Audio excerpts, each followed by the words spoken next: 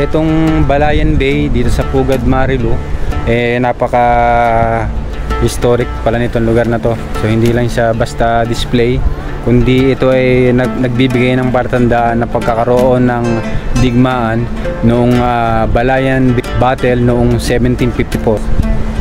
So ito yung kanyang historic landmark. Itong tinatawag nyo ng Pugad Marilao. Yan, binigyan nila ng palatandaan. So Balayan Bay Walk Battle dito sa lugar na to noong 1754 gamit ang mga bangka.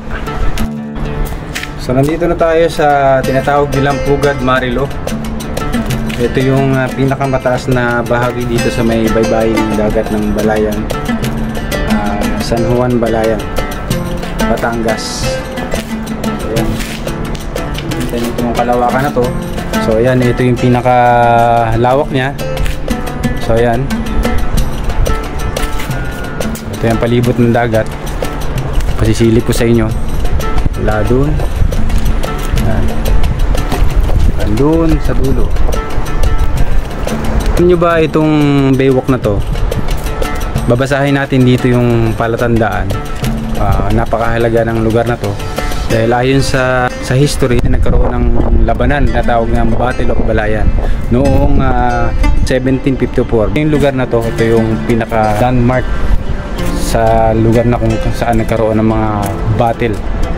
Sa lugar na to, ito yung tinatawag ng Battle of Balayan Bay noong 1754. So ito, in this bay, in June 7, ito pala, ito ay itong bay na to noong June 1754.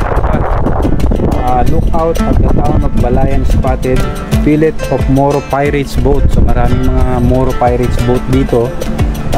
Emerging from Nipa screen bank of the Himalayas sanctuary, the town was poorly defended with only a small ship called Galeota. So to protect it, the Galeota was smaller than pirates boats. So yung pala ito yung tinatawag nilang Galeota, small of the pirates boat, and its crew was outnumbered. Captain Pedro Gastambide, the captain of the Galeota, assembled his crew on deck. He knew that they were facing a difficult battle, but he was determined to defend their town and ordered his men to load the cannon at the stern with 3 times the usual amount of gunpowder. When the pirate boat came within range, Captain Gastambide gave the order to fire the cannon. Exploded with a thunderous sending of fire and smoke in the air, and the first pirate boat blown apart, killing all the 120 men on board.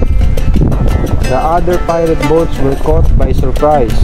They had not expected such a powerful weapon from such a small ship. They turned and killed, but the Galeota pursued them.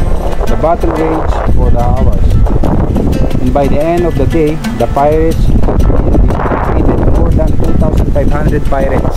So imagine, 2,500 pirates yung kanilang natalo and were killed, as the rest were driven away. At Balayan's turning point in the Moro Wars, it showed that the Filipino were capable of defending themselves against the pirates, and it gave the hope for the future. The battle is still remembered today as unequal battle of 1754. So ito yun.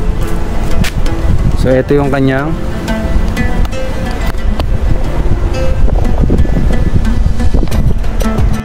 dito na tayo sa pinaka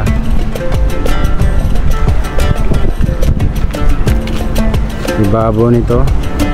Ito yung square. So ito yung pinaka landscape view.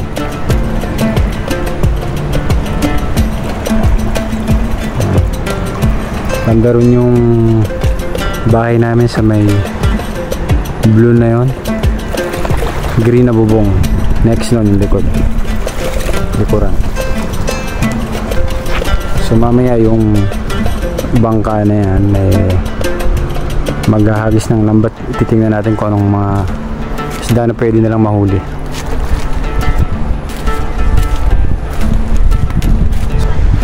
So ayan po muna ang ating kasaysayan dito sa may Balayan Baywalk.